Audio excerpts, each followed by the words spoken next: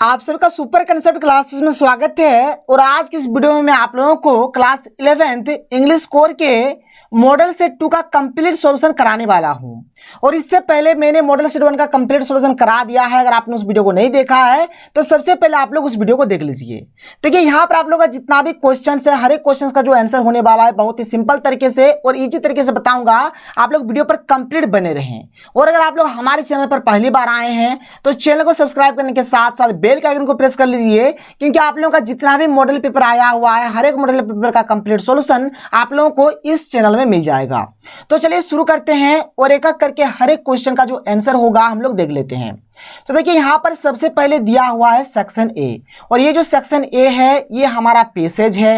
यहाँ पर टोटल मिलाकर 7 क्वेश्चन दिया हुआ है और 7 में से मात्रा में 5 ही प्रश्न का यहाँ पर उत्तर देना है। देखिए यहाँ पर जो पैसेज है ना, इसको सबसे पहले आप लोगों को पढ़ना पड़ेगा।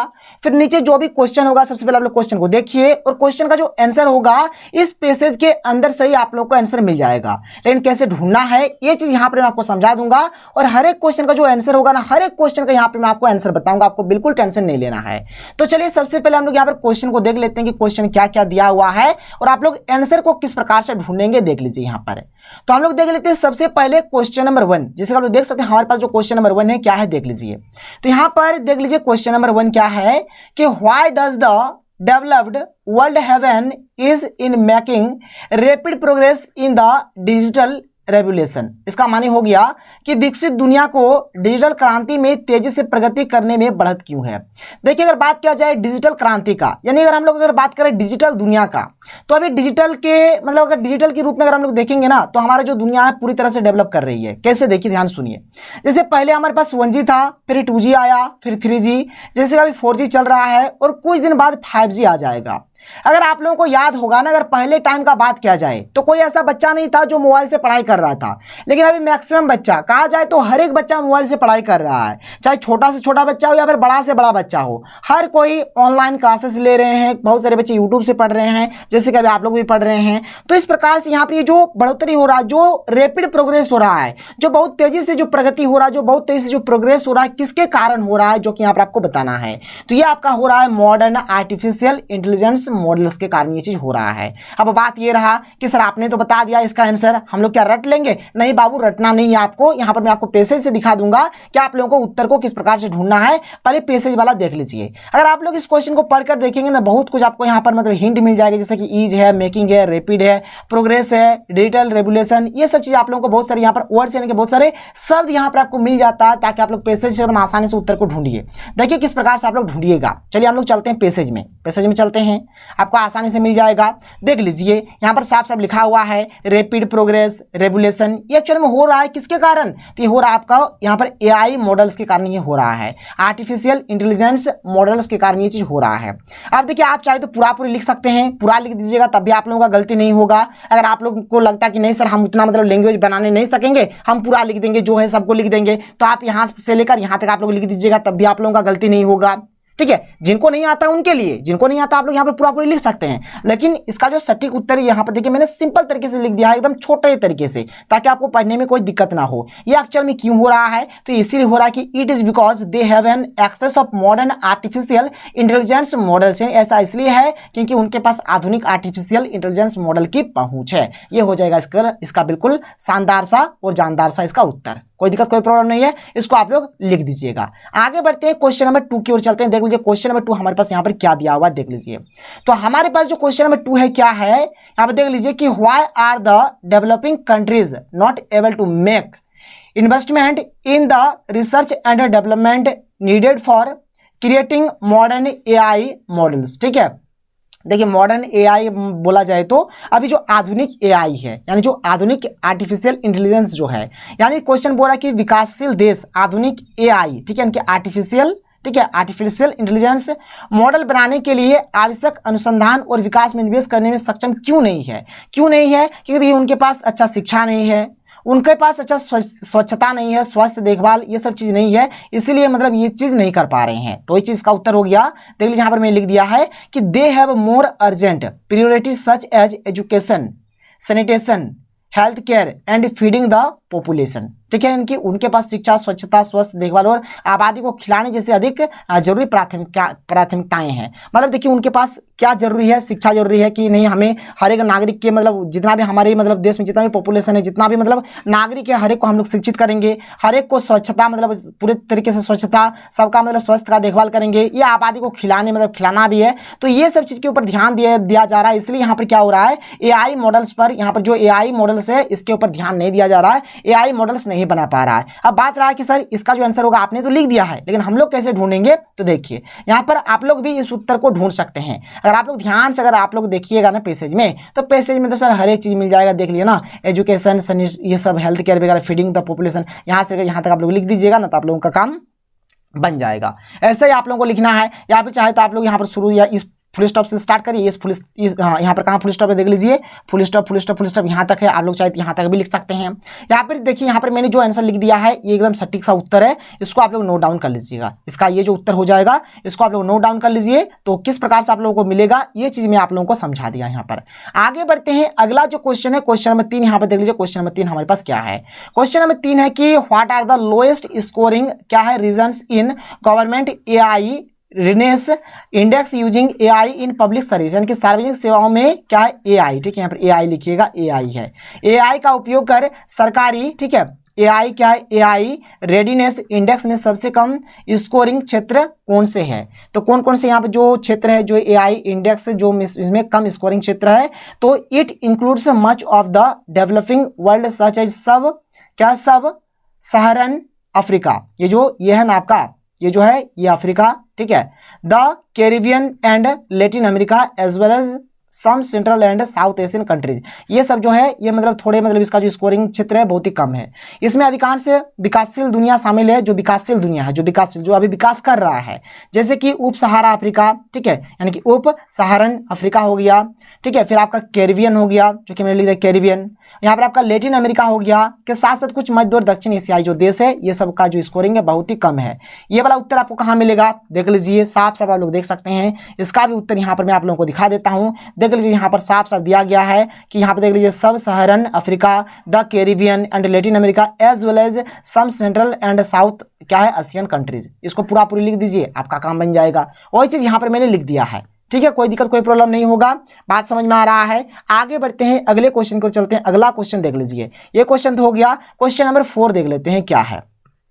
What does AI stand for, यहाँ पर AI का जो अर्थ है, AI का जो मतलब है, इसके बारे में आपको बताना है, ठीक है। What are some of the functions of AI का क्या क्या फंक्शंस है बताना है। तो इसका उत्तर ना आपको शुरू में ही मिल जाएगा, देखिए शुरू में ही जो हमारा शुरू हो रहा है ना AI से शुरू हो रहा है, और इसका उत्तर यहाँ पर एकदम ताबड़तोड़ उत्तर दिया हुआ है। देखिए AI माने हो गया आर्टिफिशियल इंटेलिजेंस, और यहाँ पर है कि it power facial recognition in smartphones and computers, यहाँ पर सब कुछ यहाँ पर दिया गया, यहाँ तक लिख दीजिएगा, आप लोगों का काम बन जाएगा। वही चीज को यहाँ पर मैंने लिख दिया है, देख लीजिए इसका जो उत्तर होगा यहाँ पर मैंने एकदम सिंपल तरीके से और ईजी तरीके से लिख दिया है ताकि आपको कोई दिक्कत ना हो। देख लीजिए यहाँ पर क्या है, it stands for artificial intelligence, यानी AI का जो मतलब है ना, AI का जो मतलब है क्या है, आर्टिफिशियल इंटेलिजेंस। इसका मतलब हो गया it makes the life of people easier as it powers facial recognition in smartphones and computers, translation between foreign language, जो देखिए यहाँ पर इससे क्या होता है, जो फॉरेन लैंग्वेज जो है उसका हम लोग ट्रांसलेशन करते हैं, systems which filter spam emails and identify toxic content on social media and can even detect cancerous tumors, ठीक है। तो ये सब चीज हो जाएगा, इसको आप लोग नोट डाउन करिएगा। उतना आपको यहाँ पर इंग्लिश नहीं झाड़ना है, ठीक है, ऊपर में जो चीज दिया गया उसको आप वहां से लाइए और यहाँ पर उठा के पटक दीजिए, इतना काम आपको करना है। इसका अगर आप लोग हिंदी मतलब इसका मीनिंग जानना चाहते हैं तो यहाँ पर मैंने हर एक चीज को लिख दिया, आप लोग देख लीजिए, ये हो जाएगा इसका बिल्कुल सही सा उत्तर, कोई दिक्कत नहीं है। क्वेश्चन नंबर 5 क्या कर रहे हैं कि how many countries were reported to have their own national AI क्या है strategic plans as of October 2021 में जो हुआ था यहाँ पर कितना 44 कंट्रीज का, यानी कि 44 कंट्रीज का। आप लोग देख सकते हैं अक्टूबर 2021 का बात हो रहा है, देख लीजिए अक्टूबर 2021 में जो हुआ है यहाँ पर कितना कितना है, देख लीजिए पैसेज में सब कुछ लिखा हुआ है, आपको झंझट नहीं करना है। देख लीजिए अक्टूबर 2021 में कितना, तो 44 कंट्रीज है, जो कि यहाँ पर साफ साफ लिखा गया है। कोई दिक्कत कोई प्रॉब्लम नहीं है, भले ही थोड़ा सा टाइम लग रहा है लेकिन आपको हर एक चीज यहाँ पर समझ में आ जाएगा, ठीक है सर, कोई दिक्कत कोई प्रॉब्लम नहीं हो रहा है। चलिए आगे बढ़ते हैं। तो ये तो हो गया हमारा 44 कंट्रीज, इसका भी हमारा सही उत्तर मिल गया। चलिए अब यहाँ पर हमें जो अगला जो क्वेश्चन दिया क्वेश्चन नंबर 6, यहाँ पर हमें यहाँ पर हमें डेवलप्ड कंट्रीज और डेवलपिंग कंट्रीज का नाम लिखना है। तो जो यहाँ पर डेवलप्ड कंट्रीज मतलब जो विकसित हो चुका है, एक यूएस हो जाएगा, यूके हो जाएगा, ठीक है। और यहाँ पर जो डेवलपिंग कंट्रीज है, जो डेवलप कर रहा है, चाइना, इंडिया, ये सब क्या हो जाएगा, डेवलपिंग कंट्रीज हो जाएगा। 7 नंबर क्या है, देखिए यहाँ पर ये जो है ना इगरनेस, इसका माने क्या हो जाएगा, तो इसका माने हो जाएगा कीनेस, ठीक है, इसका कीनेस इसका माने हो जाएगा। अब हमारा जो सेक्शन बी है, सेक्शन बी है, आप लोग देख सकते हैं, सेक्शन बी हमारा है राइटिंग वाला, ठीक है। और यहाँ पर जैसे कि हमें यहाँ पर बोल रहा है कि answer any 2 of the following, यहाँ पर मात्र 2 ठो का उत्तर देना है, 2 क्वेश्चन का उत्तर देना है, नॉट मोर देन 100 वर्ड्स, 100 शब्द से ज्यादा नहीं होना चाहिए, ठीक है। अब देखिए मैंने आप लोगों को तो पहले ही बोला कि जब हमारा मॉडल पेपर खत्म हो जाएगा तो ये सबका मैं आप लोगों को ट्रिक बताऊंगा, कच्चा बादाम ट्रिक आएगा, एकदम धांसू ट्रिक आने वाला है, टेंशन आप लोगों को नहीं लेना है। अगर आपके अगल बगल में कोई 10th का बच्चा या फिर 12th का बच्चा होगा तो उन लोगों से पूछ लीजिए कि सुपर कंसेप्ट क्लासेस वाला जो चैनल था उन्होंने लेटर का किस प्रकार से ट्रिक दिया था, नोटिस का किस प्रकार से ट्रिक दिया था। जो भी आप लोग बच्चे से पूछेंगे सब कोई बोलेगा सर गजब का ट्रिक था, एकदम बवाल ट्रिक था। एक ट्रिक से आप लोग दुनिया का कोई भी लेटर, कोई भी नोटिस, कोई भी रिपोर्ट लिख सकते हैं। तो ये सब का ट्रिक मैं आप लोगों को जैसे मॉडल पेपर खत्म हो जाएगा एक करके हर एक चीज का ट्रिक बता दूंगा। तो चलिए आगे बढ़ते हैं, आगे देख लेते हैं हम लोग अब section number C, section C देख लेते हैं। सेक्शन सी जो हमारा किताब का है, और सेक्शन सी में देख लीजिए यहाँ पर हमें मात्र यहाँ पर 5 क्वेश्चन का उत्तर देना है, लेकिन यहाँ पर तो मैं आपको हर एक क्वेश्चन का उत्तर बता दूंगा, लेकिन 5 का उत्तर आपको देना है। तो देखिए क्वेश्चन में 11 क्या है कि what are the 4 biological system of the earth, यानी यहाँ पर हमें पृथ्वी की 4 जैविक प्रणालियों का नाम लिखना है। तो एक हो गया हमारा फॉरेस्ट, यानी कि एक हो गया हमारा वन हो गया, एक हो गया फिशरीज यानी कि मात्स्यिकी हो गया, एक हो गया ग्रासलैंड यानी कि चारागाह हो गया, और एक हो गया क्रॉपलैंड यानी यहाँ पर फसल भूमि हो गया। फिर आगे क्या है कि what is the state of earth biological systems now and why, यानी पृथ्वी की जैविक प्रणालियों की अभी क्या स्थिति है और क्यों। तो अभी जो स्थिति है हमें बताना है। तो देखिए इसका उत्तर क्या हो जाएगा, इसका उत्तर हो जाएगा यहाँ पर, ये तो हमारा 4 बायोलॉजिकल सिस्टम ऑफ द अर्थ हो गया। तो मैंने आपको बता दिया कि इन द रिसेंट टाइम्स, अभी के टाइम का अगर बात किया जाए, the human beings have exploited and क्या है badly damaged these 4 biological system. देखिए अभी का टाइम का अगर बात किया जाए तो जो मनुष्य है ये जो 4 चीज है ना, वन हो गया, मात्स्यिकी हो गया, चारागाह हो गया, फसल भूमि हो गया, इसको पूरी तरह से इसको बर्बाद कर रहे हैं, पूरी तरह से इस पर इसको क्षति पहुंचा रहे हैं। क्योंकि देखिए वनों का कटाई हो रहा है, हर एक चीज को यहाँ पर मतलब जो भी ये जो 4 हमारे जो बायोलॉजिकल सिस्टम्स है इसको मतलब पूरी तरह से डैमेज कर रहे हैं। तो ये हो जाएगा इसका बिल्कुल सही और सटीक सा उत्तर। आगे बढ़ते हैं क्वेश्चन नंबर 12 की ओर चलते हैं, देख लेते हैं क्वेश्चन नंबर 12। देखिए हमारे पास जो क्वेश्चन नंबर 12 दिया गया है क्या है, तो क्वेश्चन नंबर 12 जो है क्या है कि for whom is Taplow waiting and why, यानी टेप्लो किसके लिए इंतजार कर रहा है और क्यों। तो Taplow was waiting for mister Crocker Harris, यानी जो टेप्लो है वह मिस्टर क्रोकर हैरिस की प्रतीक्षा कर रहा था, वेटिंग कर रहा था। He had less attendance and the teacher had called him for extra class, ठीक है, then only he would get his removed cleared, यानी उसकी उपस्थिति कम थी और शिक्षक ने उसे अतिरिक्त कक्षा के लिए बुलाया था। उसका अटेंडेंस बहुत ही कम था और जो टीचर थे उनको एक्स्ट्रा क्लास के लिए बुलाए थे, तभी वह अपना निकाले क्लियर करवा पाता था। तो ये सब चीज हो जाएगा, तो इसको आप लोग नोट डाउन कर लीजिएगा। आगे बढ़ते हैं, अगले क्वेश्चन को चलते हैं, क्वेश्चन नंबर 13 देख लेते हैं। देख लीजिए क्वेश्चन नंबर 13 क्या है कि why did the author want to go to the mount Kailash, यानी लेखक कैलाश पर्वत पर क्यों जाना चाहता था, ये बात हो गया। What challenge did he face on his way to the mount Kailash, यानी जब वो माउंट कैलाश जा रहा था, ठीक है, तो वो क्या क्या चुनौतियों को फेस किया था, क्या क्या उनको प्रॉब्लम हुआ था, ये चीज हमें बताना है। तो देख लीजिए यहाँ पर क्या है कि the author Nick Middleton wanted to go to the mount Kailash to witness kora, ठीक है, as a challenge he had to travel a long distance having different atmosphere and he even felt sick at Hor and Darchen. देख लीजिए इसका जो मतलब हो गया, इसका मतलब क्या होगा, यहाँ पर मैंने हर एक चीज को लिख दिया, देख लीजिए यहाँ पर इसका जो मतलब हो जाए क्या होगा, लेखक जो निक क्या मिडलटन जो है वह कोरा को देखने के लिए कैलाश पर्वत पर जाना चाहते थे, जो कोरा था उसको देखने के लिए जाना चाहते थे। एक चुनौती के रूप में उन्हें अलग अलग माहौल में लंबी दूरी तय करनी पड़ी, मतलब वहाँ का जो इन्वायरमेंट था, जो एटमोस्फेयर था बहुत ही डिफिकल्ट था, मतलब हर बार अलग अलग एटमोस्फेयर मिल रहा था। और यहाँ पर क्या है, होर और डार्चन में भी उन्हें बीमार महसूस हुआ और उसको मतलब इलनेस टाइप का फीलिंग हो रहा था। क्वेश्चन 14 क्या है कि what loss did the poet talk about in the poem childhood, what did the poet realise when he crossed the age of 11 years, यानी कि बचपन कविता में कवि ने किस हानि की बात की, 11 वर्ष की आयु पार करने पर कवि को क्या पता चला। देखिए इन द पोएम, जो हमारा पोएम है childhood, the poet wonders when he lost his childhood, जब वो अपने बचपन को खो देता है, ठीक है, जब वो अपने बचपन को खो देता है। He asks himself was it the day when he gazed to be 11 that the lost his childhood. कविता में कवि आश्चर्य करता है कि उसने अपना बचपन कब खोया। वह खुद से पूछता है कि क्या वह दिन था जब वह 11 साल का था कि उसने अपना बचपन खो दिया। ये हो जाएगा इसका मतलब उत्तर। आगे बढ़ते हैं, आगे चलिए क्वेश्चन नंबर 15 देख लेते हैं। क्वेश्चन नंबर 15 यहाँ पर क्या दिया हुआ देख लीजिए। तो क्वेश्चन नंबर 15 की what sort relationship do the father and the son have in the poem father to son, यानी पिता से पुत्र, कविता में पिता और पुत्र का किस प्रकार का संबंध है, जो संबंध था, जो रिलेशन था, किस प्रकार का था।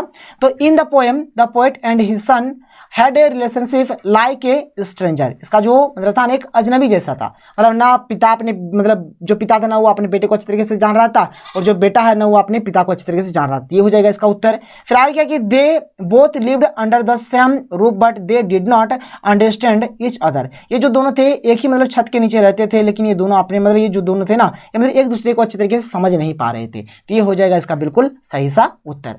आगे बढ़ते हैं, क्वेश्चन नंबर 16 की ओर चलते हैं, देख लेते हैं क्वेश्चन नंबर 16।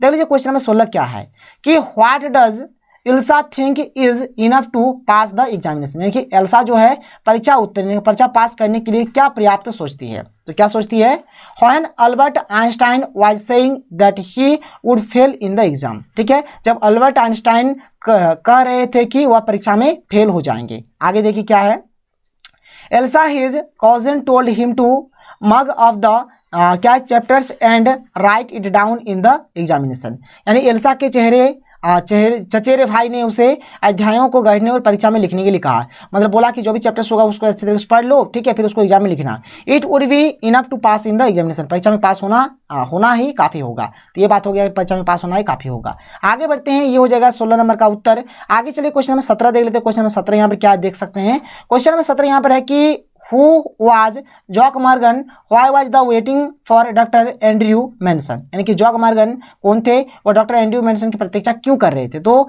ये जो जॉय मॉर्गन है is one of the characters in the story but his wife was to deliver a baby after many years of their marriage, hence he was waiting for doctor Andrew Manson. यानी जो Morgan कहानी के पात्रों में से एक है, जो कहानी इसका कैरेक्टर में से एक है। जन्म उनके पत्नी को उनके शादी के कई वर्षों के बाद एक बच्चे को जन्म देना था, इसलिए वो डॉक्टर एंड्रयू मेंसन की प्रतीक्षा कर रहे थे। ठीक है, आगे बढ़ते हैं, सेक्शन डी में चलते हैं। देखिए सेक्शन डी में यहाँ पर दो क्वेश्चन है, दो में से मात्र हमें एक ही प्रश्न का उत्तर देना है, और एक क्वेश्चन यहाँ पर 5 नंबर का है, इसलिए आपको उत्तर भी 5 नंबर जैसा ही देना है। क्वेश्चन नंबर 18 क्या कि हु एर यूरी एंड एल्सा। ठीक है, what role did the play in Einstein's life, यानी कि यूरी और एल्सा कौन थे, आइंस्टाइन के जीवन में उन्होंने क्या भूमिका निभाई। तो देखिए Elsa was the cousin of Albert Einstein, यानी जो अल्बर्ट आइंस्टाइन की जो चचेरी बहन थी वो कौन थी, एल्सा थी। ठीक है, she had sympathy for her brother, ठीक है, वह मतलब अपने भाई को सिंपैथी देती थी। When she found that Einstein was depressed about his exam and result, she tries to motivate him. आगे देखिए यहाँ पर क्या है कि जब उसने पाया कि आइंस्टाइन अपनी परीक्षाओं परिणामों के बारे में उदास था, तो उसने उसे प्रेरित करने की कोशिश की, यानी कि उसको मोटिवेट किया। She says that Einstein did not have to know anything. He only had to understand what he was taught and to be able to repeat in the exams, यानी वह कहती है कि आइंस्टाइन को कुछ भी जानने की जरूरत नहीं थी, उन्हें केवल यह समझना था कि उन्हें क्या पढ़ाया गया था और परीक्षा में दोहराने में सक्षम होना था। ये बात हो गया। फिर आगे देखिए यहाँ पर आगे और लिखा गया है, फिर आगे देख लीजिए यहाँ पर आगे और क्या क्या लिखा गया है कि Yuri was the friend of Einstein, जो यूरी थी यूरी आइंस्टाइन का मित्र था। He helped Einstein to find a doctor who could certify that Einstein was having a nervous breakdown and he should not go to school, यानी या क्या उन्होंने Einstein को एक डॉक्टर खोजने में मदद की जो यह प्रमाणित कर सके कि आइंस्टाइन को नर्वस ब्रेकडाउन हो रहा है और उन्हें स्कूल नहीं जाना। ठीक है, he even finds the doctor who gives him the medical certificate that he needed। फिर आगे देख लीजिए यहाँ पर आगे मैंने क्या लिख दिया, देख लीजिए यहाँ पर।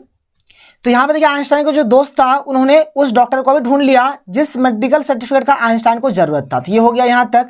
फिर आगे क्या कि these where the only 2 people who had an understanding for the little Einstein and they supported Einstein all the time, यानी ये केवल 2 लोग थे जिन्हें छोटे आइंस्टाइन के लिए समझ थी और उन्होंने हर समय आइंस्टाइन का समर्थन किया। तो ये हो जाएगा इसका प्यारा सा उत्तर। आगे बढ़ते क्वेश्चन 19 देख लेते हैं, जो कि हमारा लास्ट क्वेश्चन है, देख लीजिए क्या है। तो देखिए क्वेश्चन 19 क्या है, जो कि हमारा लास्ट क्वेश्चन है, क्या है कि describe the character of Taplow in the play the Browning version.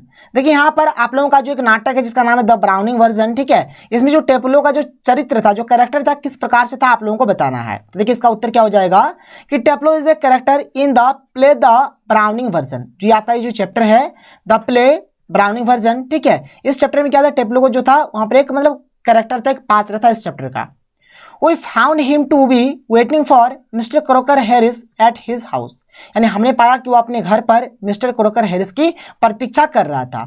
क्यों कर रहा था, तो he had to take extra class because of his shortage of attendance, then only he would get his removed cleared। देखिए यहाँ पर बात यही है कि मतलब बहुत ही कम स्कूल वगैरह गया था, उसका अटेंडेंस बहुत ही कम था, बहुत ही शॉर्टेज था, इसलिए वो एक्स्ट्रा क्लास लेना चाहता था ताकि जो भी उनका मतलब दिक्कत, जो भी प्रॉब्लम वगैरह है वो चीज़ दूर हो जाए। फिर आगे देख लीजिए यहाँ पर आगे और क्या दिया गया, आप लोग देख सकते हैं यहाँ पर मैंने आगे और लिख दिया है। यहाँ पर पढ़िए यहाँ पर क्या क्या लिखा हुआ है एक एक करके हर एक चीज को। तो यहाँ पर लिखा हुआ है कि from the conversations between Taplow and the science teacher mister Frank, ठीक है, यानी टेप्लो और विज्ञान शिक्षक मिस्टर फ्रैंक के बीच हुई बातचीत, ठीक है, we come to know a lot about Taplow, यानी हमें टेप्लो के बारे में बहुत कुछ पता चलता है। क्या क्या पता चलता है, देखिए कि he was a talkative boy who was a sycophant as well, ठीक है, he was good at mimicry, he was copying the dialogue of Mr. Crocker Harris। यानी यहाँ पर बोला गया कि वह एक बातूनी लड़का था जो एक चाटुकार भी था, मतलब किसी का मतलब आवाज को मतलब जैसे मिमिक्री करता है ना, जैसे देखिए साउथ मूवी आप लोग देखते होंगे, साउथ फिल्म का जो हीरो होता है उन लोग हिंदी वगैरह नहीं जानता है, उन लोगों को जो मतलब बोलता है तेलुगु भाषा पे या फिर मतलब जो भी मतलब अलग भाषा में बोलता है तो अलग टाइप का लगता है, तो उसको क्या जाता है, उनको वॉइस दिया जाता है जिसको हम मिमिक्री बोल सकते हैं, ठीक है। फिर आगे क्या है कि he said that he loved science and dislike language, ठीक है, तो वह मतलब साइंस को बहुत ही मतलब प्रेम करता था, प्यार करता था, उसको पसंद था, लेकिन जो लैंग्वेज पेपर था उसको बहुत ही खराब लगता था। He was critical about mister Crocker Harris for his being strict and expressionless, ठीक है, but he was honest enough to admit that unlike other masters Mr. Crocker Harris was not a sadist, he was क्या है desperate to get his removed clear। यहाँ पर क्या बोला जा रहा है देख लीजिए, यहाँ पर है कि उन्होंने कहा कि वह विज्ञान से प्यार करते थे और भाषा को नापसंद करते थे और मिस्टर क्रोकर हैरिस के सख्ते और अभिव्यक्तिहीन होने के लिए आलोचनात्मक थे, लेकिन वह इतना ईमानदार था कि उसने स्वीकार किया कि अन्य आचार्यों के विपरीत मिस्टर क्रोकर हैरिस एक साधु नहीं थे, वो अपने क्या है निष्कासन को साफ करने के लिए बेताब था। तो मतलब जो भी प्रॉब्लम था उनको दूर करना चाहता था। ये था इस क्वेश्चन का उत्तर, आप लोग इसको नोट डाउन कर लीजिए। देखिए थोड़ा लॉन्ग टाइप का क्वेश्चन है लेकिन आप लोगों को करना पड़ेगा। तो अगर आपको वीडियो पसंद है तो वीडियो को लाइक करिए, जितना हो सके वीडियो को शेयर कर दीजिएगा। तो मिलते हैं अगले वीडियो में। थैंक यू, जय हिंद।